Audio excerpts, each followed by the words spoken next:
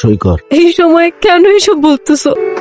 এই বাড়িতে আপনাদের পরিবারের একজন ইন্তেকাল করেছে আর আপনারা সম্পত্তি ভাগাভাগি করছেন। তুই কে যে আমাদের পারিবারিক আলোচনার মধ্যে ঢুকে গিয়েছিস? খালিদ, রিদিতা ম্যামের পার্সোনাল বডিগার্ড। মারা যাবার আগে এনায়েত সাহেব আমাকে অ্যাপয়েন্ট করে গেছেন আপনার সেফটির জন্য। পরবর্তী 3 সপ্তাহ রিদিতা ম্যামের সামনে কে যাবে, কি খাবে, কে কথা বলবে কিংবা কোথায় সাইন করবে সবকিছুই হবে আমার পারমিশনে। এটা কি মামার বাড়ির আবদার? বললেই মানতে হবে। হু আর ইউ?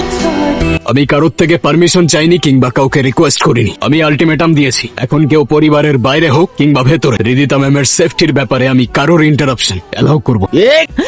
লাশ সামনে রেখে দুনিয়াবি হিসাব নিকাশ শোনার জন্য চরম অসম্মানের। আপনারা সবাই দ্রুত জানাজা ও দাফনের ব্যবস্থা করুন। ম্যাম, একটু খেয়ে নে। খাবার এসব নিয়ে যাও। আমার শরীর টিকলো কি না টিকলো তাতে এখন আর কিছুই যায় আসে না। যায় আসে ম্যাম, আপনার শরীর না টিকলে আমার কন্ট্যাক্ট ব্রিচ হবে। আর অসুস্থ কিংবা মৃত ব্যক্তিকে নিরাপত্তা দেওয়ার থেকে সুস্থ ব্যক্তিকে নিরাপত্তা দেওয়া অধিক কার্যকর। আপনি কি মানুষের সাথে এইভাবেই কথা বলেন? আমি তথ্যের ভিত্তিতে কথা বলি ম্যাম। আর তথ্য হচ্ছে আপনার গ্লুকোজ লেভেল কমে গেলে রিফ্লেক্স স্লো হয়ে যাবে। বিপদের সময় আপনি দৌড়াতে পারবেন না। আর এতে আমার কাজের ক্ষতি হবে, তাই আপনার খাওয়া উচিত।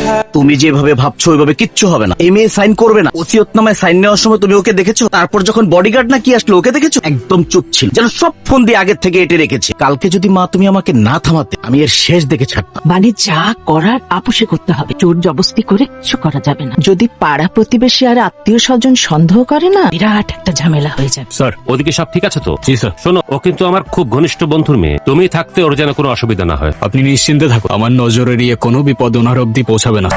বাবা চলে যাওয়ার পর বাগানটা কেমন ফ্যাকাশ হয়ে গেছে, তাই না? বলতে পারছি না ম্যাম, এখানে কখনো আগে আসিনি আমি। বাবা সব সময় বলতেন মানুষ মারা গেলে নাকি তার প্রিয় বাগানটাও শোক পালন করে। শোক পালনের বিষয়টা ঠিক জানি না ম্যাম, তবে বাগানের মালিক না থাকলে দ্রুত আগাছা জন্মায়, আর আগাছা জন্মালে আসল গাছগুলো মরে যায়। আপনার চারপাশটাও এখন আগাছায় ভরা। জানেন, এই পৃথিবীতে একমাত্র বাবাই আমাকে সব থেকে বেশি ভালোবাসতো। মা মারা যাওয়ার পর কোনোদিন মার অভাব বুঝতে দেয়নি। কালকে যাকে দেখলাম উনি। মা মারা যাওয়ার পর বাবা ওনাকে বিয়ে করে। উনি নিজের সন্তানের মতোই আমাকে দেখে, অনেক আদরও করে। ম্যাম, যে আদর করে আপনাকে বন্দি করে রাখে সেটা যত্ন না বরং শক্ত এক খাঁচা। আমি দেখেছিলাম কাল, তার এক হাত আপনার কাঁধে ছিল আর এক হাত ওসিয়তনামার ফাইল। আপনি কি সত্যিই বিশ্বাস করেন যে মা আপনাকে ভালোবাসে? সে আপনার বাবার লাশের সামনে সম্পত্তির হিসাব কষতে পারে? তোকে দেখে আমার কলিজাটা ফেটে যাচ্ছে রে মা। তোকে একাই ঘরে থাকতে দেখে আমার বুকটার মধ্যে খা খা করছে। চল মা, আমার ঘরে চল। তাছাড়া তোর সাথে আমার জরুরি কিছু কথাও আছে। জরুরি কথাগুলো দয়া করে এখানেই শেষ করুন। দেয়াল বদলে গেলে হয়তো আপনার কথাগুলোর অর্থও বদলে যেতে পারে। এটা কি ধরনের বেয়াদবি? আমার মেয়ের সাথে আমি একটু সুখ দুঃখের কথা বলবো, সেখানেও তোমার অনুমতি নিতে হবে? সমস্যা নেই খালিদ। আর মা, কি বলতেছো? অনুমতি কেন নিতে হবে? আমার কাজ অনুমতি দেওয়া না ম্যাম, তবে আপনার সুখ দুঃখের কথার জন্য যদি রিদিতা ম্যামের নিরাপত্তার কোনো ইন্টারাপ্ট হয়, সেক্ষেত্রে আপনার কথার মাঝে দেয়াল হয়ে দাঁড়ানোই আমার কাজ। যা বলার আমার সামনেই বলুন। তুমি ভুলে যেও না, এই বাড়িতে আমার স্বামী তোমাকে রেখেছে। যার জন্য আমাকে অ্যাপয়েন্ট করা হয়েছে, আমার দায়বদ্ধতা শুধু তার প্রতি। বাকি অন্য কোনো ক্যারেক্টার আমার কাছে ইম্পর্টেন্ট না। এই, আমার বাড়িতে দাঁড়িয়ে আমার মায়ের মুখে মুখে তর্ক করিস? সাহস বেশি হয়ে গেছে না? ঘাড় ধাক্কা দিয়ে এই বাড়ি থেকে বের করে দে। চিনিস তুই আমাকে? চিনি। আপনি সে যার সাথে এই পরিবারের অর্থাৎ এনায়েত সাহেবের রক্তের কোনো সম্পর্ক নেই। তাই এই সম্পত্তিতে অধিকার দেখানোর লোভটা অনেকটাই অদ্ভুত আর সন্দেহজনক। কি বললি? আমার বাড়িতে দাঁড়িয়ে আমাকে বলিস সন্দেহজনক? তবে আপনি আর আপনার মা মিলে যে সম্পত্তির নাটকটা সাজাচ্ছেন সেটার স্ক্রিপ্টটা বেশ পুরনো।